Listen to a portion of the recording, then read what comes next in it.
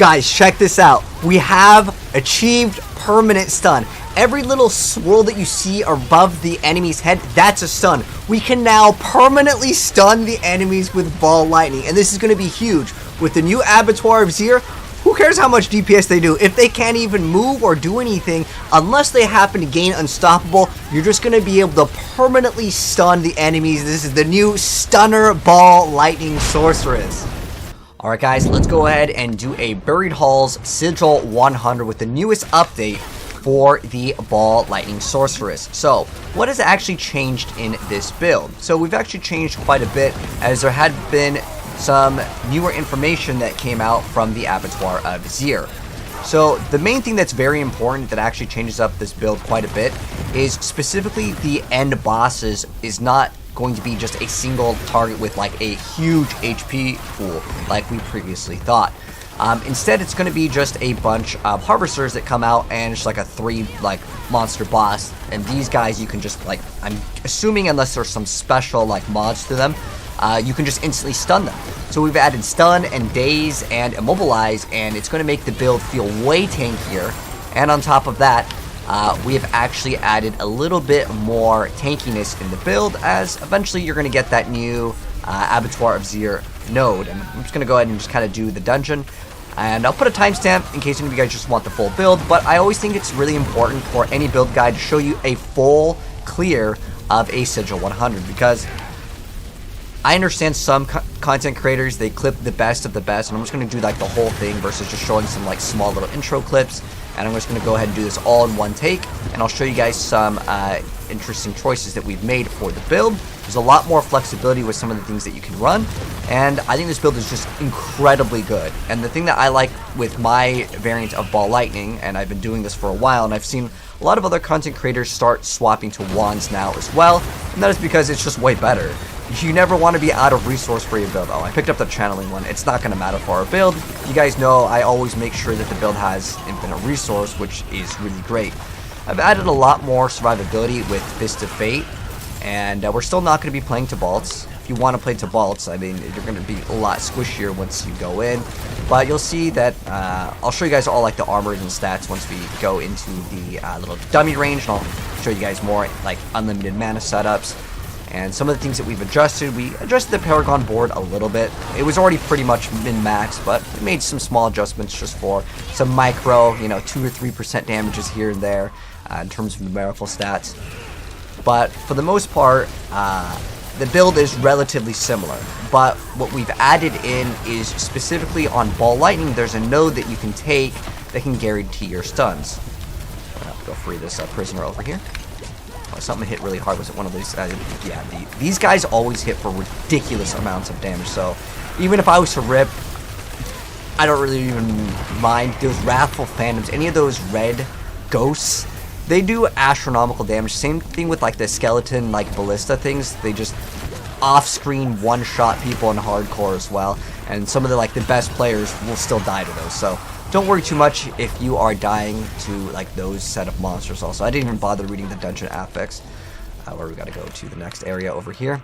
But we'll go ahead and guess it's already 3 minutes long, but I want to say usually you'd get the idea here, but I think we're already at the boss phase, so it'll be pretty fast. Now, if I wanted to, I could run the lightning ultimate, but I feel like it's unnecessary. The new bosses are going to be actually easier than what you see over here, and the reason why it's going to be way easier is because the new bosses, and we're still, of course, shred the boss, but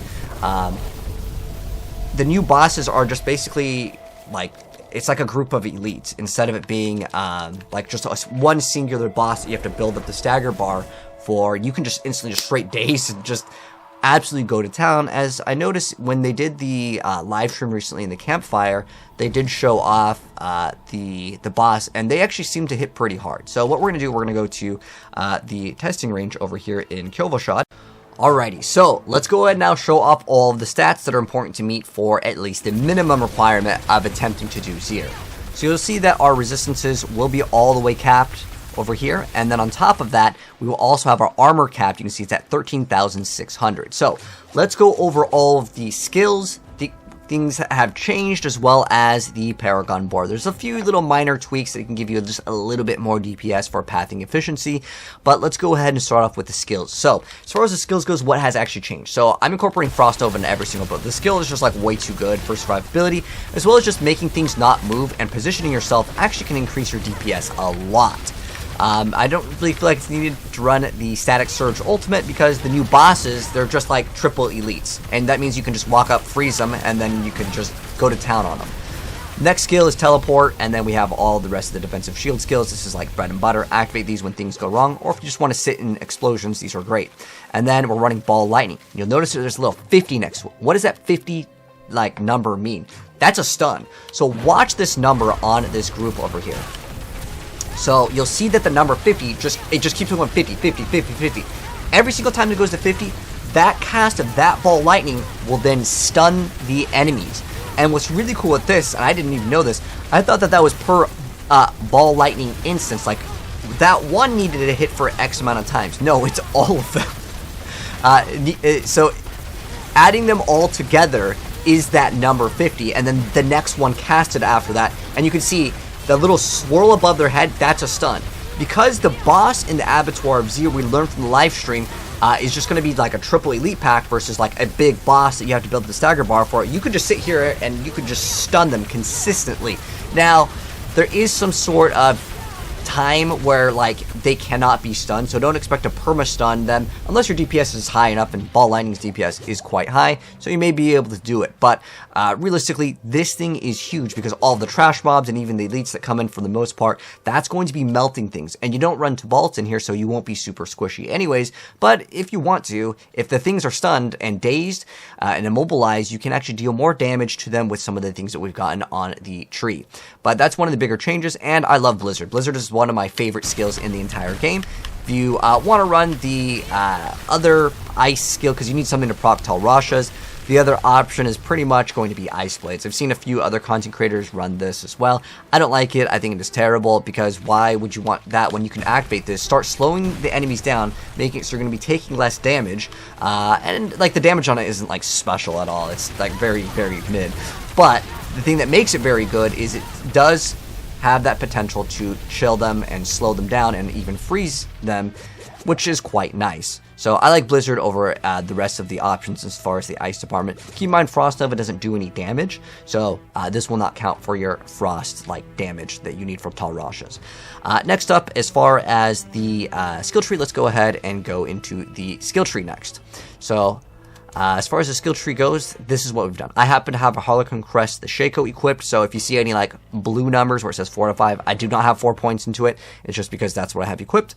And I'll mention some of the other changes. So we went over the skills, we're going to go over the skill tree now. So we run the Fire Bolt enchant as well as the Chain Lightning enchant. That hasn't changed. It's just pretty much one of the best options that you can go for. You don't even need to put any points into this, which is excellent. So, unless of course you need to get the enchant, then you have to put 1 point into it if you don't happen to have a Harlequin Crest or something that gives you +2 ranks of Chain Lightning.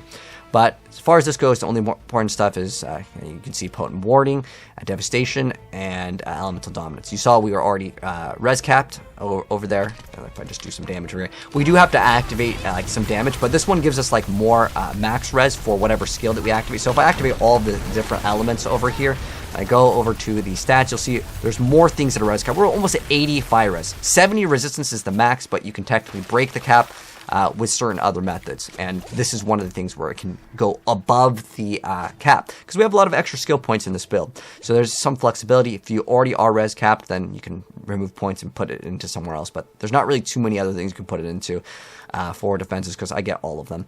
So this is what I put my points into, and then over here you can see we already do an insane amount of damage, but as far as Glass Cannon goes, if you want to put points into that and you already have this, by all means go for it. I just figure once we get that new Abattoir of Zerglyph, we're going to do enough damage, and I cleared without it, so it's fine.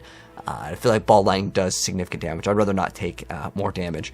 As far as this goes, these are kind of like 1 point wonders if you want to put another point into it. Like I said, I have a bunch of extra points in this build, so even if you don't have Shaco, you're fine. You don't have to get this, you don't have to get this. You can put points out of this, you can take out a point out of that. There's just nice little extra quality of life, extra survivability, and get that lucky hit chance. And then if you don't have enough Shaco, yeah, you might want to put 1 point into Blizzard. I like it over anything else. this makes it so it does more damage. But the thing that I like is just the consistency of just having more duration of Blizzard. But again, you can remove that. This is one of the newest changes, the Mage's Ball Lightning. This is so incredibly good because, again, I thought it was with that one instance of Ball Lightning, which would be actually quite long to actually reach that, even though it does tick quite fast, but it is counting all of the different Ball Lightnings to reach this number of 50 times. And you can see, well, you saw it during the gameplay. It's just going back to 50 every single time, which is awesome. If you want to run in Stable Currents or Inferno, hey, be my guest. It groups up the enemies, and then you can melt stuff even faster. Getting extra resource over here, and then on top of that, there was just extra points. You can remove these 4 points. I just figured it'll save you for extra survivability. Hey, it's not going to be that bad if you want to run this. It just every 1 second we get to heal for basically like 1%, and it's increased on bosses. It just lets me put points into something because there wasn't really anything else to put points into that I felt like was worth it. And over here, we're just going to max these out. You can also get convulsions, but again, you saw how many times it's activating that. Why would I want a lucky hit on, I think it's a 9% when you max it out, a 9% of a 7%. Yeah, that's going to be like less than a 1% chance to actually stun, but it's there. And then, of course, Esus. And as far as the enchants, because it's kind of tied to the build, so Firebolt as well as Chain Lightning.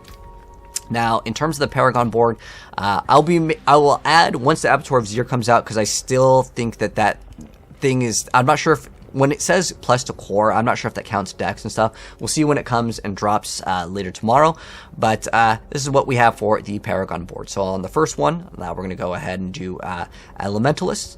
And then we're going to go up over here, and I will also include the build guide. I usually have this set up, but I want to get this video out for you guys ASAP, and I usually have my editor edit it. But we're just going to go ahead and just upload this like as is over here, so you guys already got the gameplay. But we're going to put points over there. So this one is Adept. This is going to increase the size of it. So this one's optional. You can run Unleash, you can run Adept. There's been a post on a forum saying Adept doesn't actually increase the radius.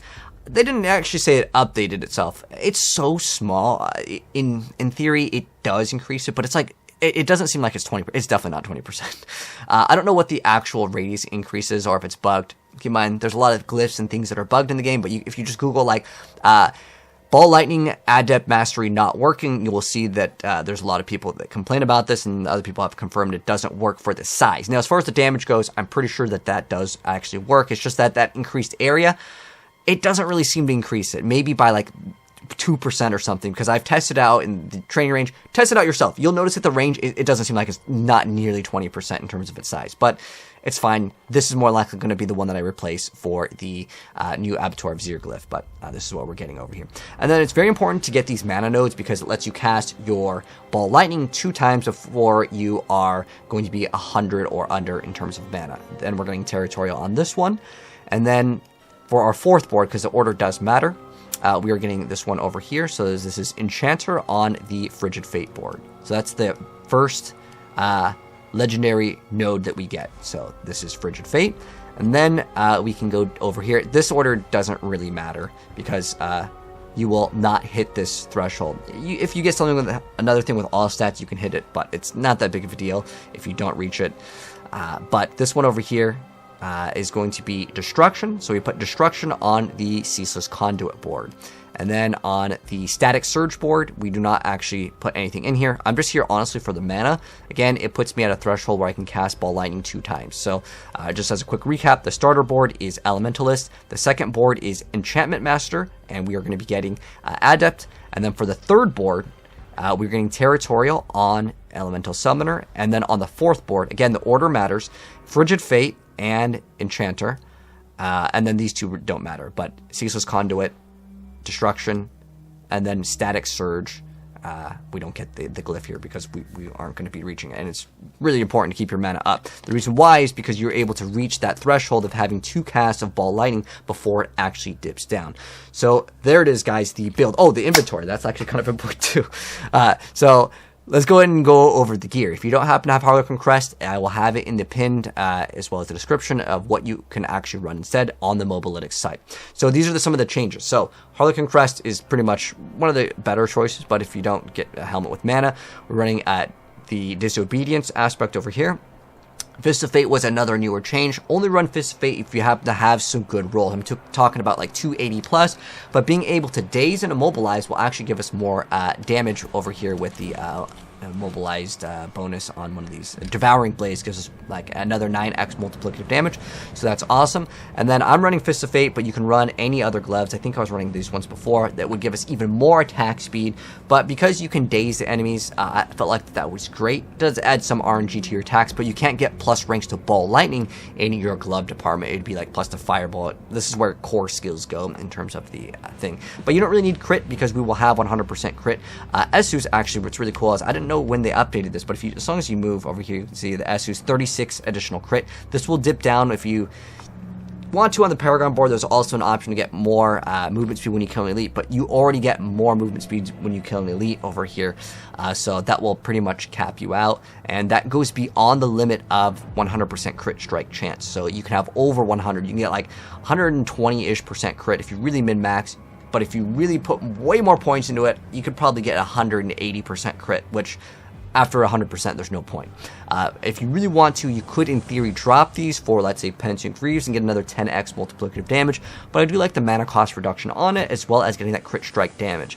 Esu's is a great offensive pair of boots. And then over here, I'm running the Ancient Flame, so this is a perfect rolled on it aspect, but all stats and int, crit strike damage, vulnerable damage, mastery damage, close damage, all those are totally fine. Ideally, I just want to get a couple items with all and int. If I got another thing that had all stats instead of int here or somewhere else on a piece of gear, that's not bad either. We can get some extra damage by reaching some of the yellow nodes. And then for our amulet, the important thing is to run the elementalist aspect, and ideally, I don't have it perfectly rolled, but I would like for it to have movement speed, total armor, mana cost reduction, and then for the final stat, I want it to have plus rank masteries of the mastery skills. So I can actually get my Ball Lightning to actually be an additional +3, giving it +16, which is actually a pretty big extra set of damage. Then we've got a Tal Rasha's. I got a 14.5, close enough for me in terms of like the roll. And then the other one I'm running recharging, so ideally you don't have to get crit on it, but getting maximum life, mana, resource, those three are the important rolls. Again, we're gonna have over 100% crit, but if you wanted to, as far as the Vampiric Powers, you can also run Sanguine Brace. If you need to reach it, like let's say you rolled a really bad Esus. I know mine is like 30%. I mean, most of this gear is like pretty solid. It's like near min-maxed. But as far as the Vampiric Power goes, a Curse Touch, Prey on the Weak, and Ravenous. All of these are basically in every single meta build. However, the optional ones, Sanguine Brace is good, Infection is good, other options, Undying, and Domination. So these are flexible. So if you want damage, these are going to be your damage dealers. So this one activates another one of Tal Rasha's, and this one is going to be if they are stunned, immobilized, which again, that's how you can get extra damage. And if you want more survivability, I really like Undying. You can also run Sanguine Brace, and there is also Resilience. So any combo of those, obviously, make sure you can run them, but I'm just running a mixture. I really do like Undying, but ever since I swapped to the other extra like Heal, lets me kind of just autopilot, and I've been enjoying running Infection personally, as well as Sanguine Brace, because it's kind of like a middle ground of getting both of the best worlds.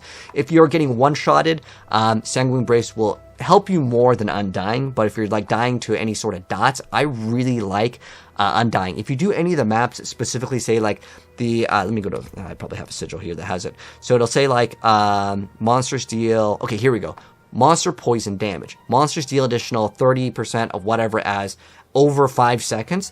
If there's that mod, and it could be on the Nightmare or brand new Abattoir of Zir, and remember, you cannot read those. So if you get any of those, definitely consider running Undying, or just throw it on, because then you don't even have to worry about it. I really like that one for that. But Sanguine Brace gives me extra crit, although the crit is more important in the like quad damage build that we uploaded for the Sorceress. But anyways, that's going to be the more pure Ball Lightning build, and it's a blast to play. What I really like with this is the addition of the stun. So this is the most up-to-date version, and we'll be playing this one and the quad damage variant for Zir, and give you guys gameplay of Lord Zir later today when it does drop. But if there's any questions or suggestions, let me know down below. If you guys enjoyed the video, drop a like. If you're new here, subscribe to the bell, and I'll see you in the next video, which will more likely be the Abattoir of Zir content. Peace out.